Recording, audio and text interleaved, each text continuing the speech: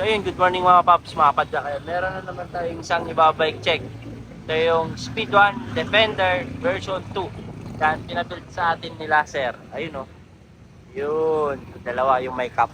Yan. Si sir may dalang pyesa, may dala siyang sprocket, chain, RD shifter. The rest, kinuha na sa atin.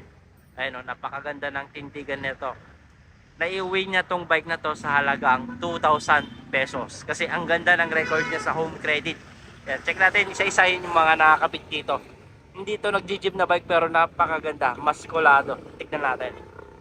Yan. Ito yung Speed 1 Defender. Do whatever you want. Ayan. Ito yung pang-enduro na frame ni Speed 1. Ayan. Speed 1. Yan, napaka-solid lahat ng tubing niya to. Yan, nakalagay all mountain enduro, hardtail enduro. Boost type, through axle, napaka-solid ng chainstay niya, solid. Yan.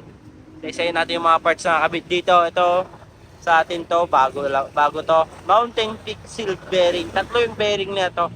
Mountain Peak pedal, Jore M6100 na crankset. Ito naman YBN na chain, dala ni Sir.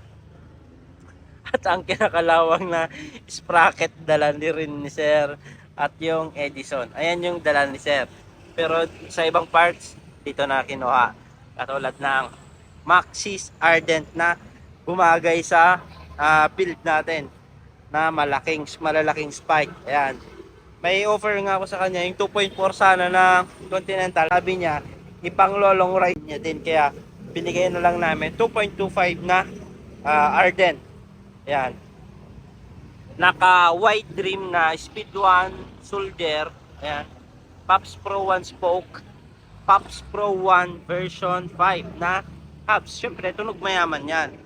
Ito, naka 203 na rotor. Ang laki. Naka Jore. Ayan. Ito naman tayo supuan niya. Grabing ganda.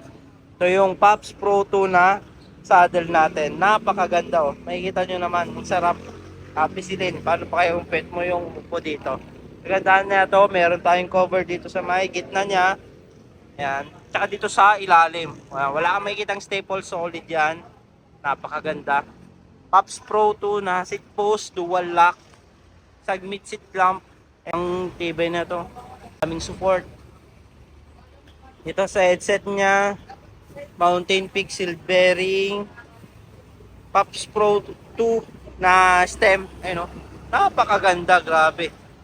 Yan, solid. Pops Pro 2 short stem, Pops Pro 2 handlebar, mid-rise.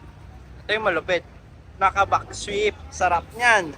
Para hindi nangangalay yung kamay mo. At syempre ito yung napakakapit natin na handle grip Pops Pro 2. Ayan, grabe. Kahit pasmado man o hindi yung kamay mo, napakakapit nito. Lalo na pag may gloves ka, grabe, kapit nito. Naka Jore M6100 brake set. Itong shifter, baka sabihin nyo luma, sa kanya to, dala niya to. Ayan. At ito na yung isa sa pinakamatindi na nilagay natin dito. Wow! Santur Durolax 36.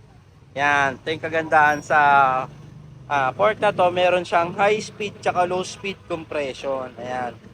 PCS EQ equalizer. At ito yung top of the line ni Durolax R2C2. Ayan.